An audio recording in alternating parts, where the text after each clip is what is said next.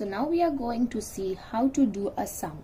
Before that, what is exactly a division? We said earlier, division is we divide or share or distribute something into equal parts. Alright, what is the symbol of division?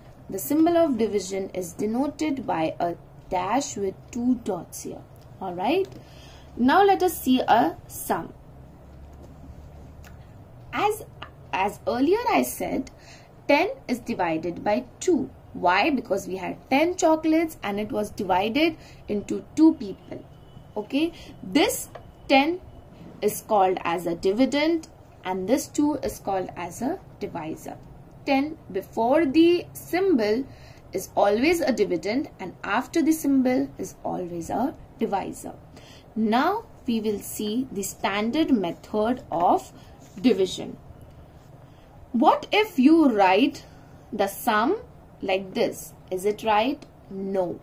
The dividend which is going to be divided is always going to be before the symbol and the divisor will always be after the symbol. So, if you see here, a bracket is made. Inside the bracket comes your dividend and outside the bracket comes your divisor.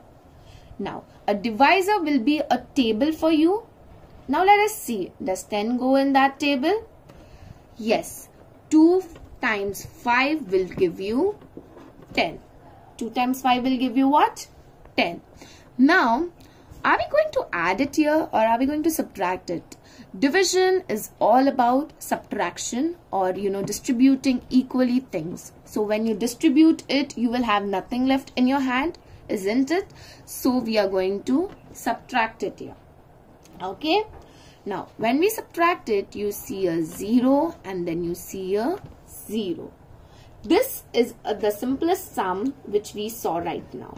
Now we are going to see some beautiful terminologies which are very important for us. As we started here with 10 being our dividend and 2 being our divisor. So 10 is a dividend and 2 being a divisor.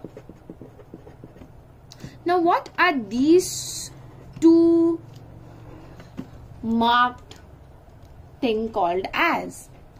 These 2 marked number are called as the number about or up the bracket will be your quotient.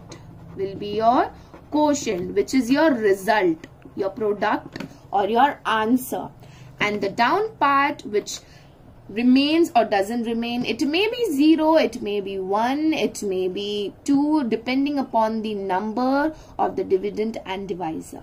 Alright, so now we got 0 because we could exactly divide 10 by 2. So this is called as a remainder.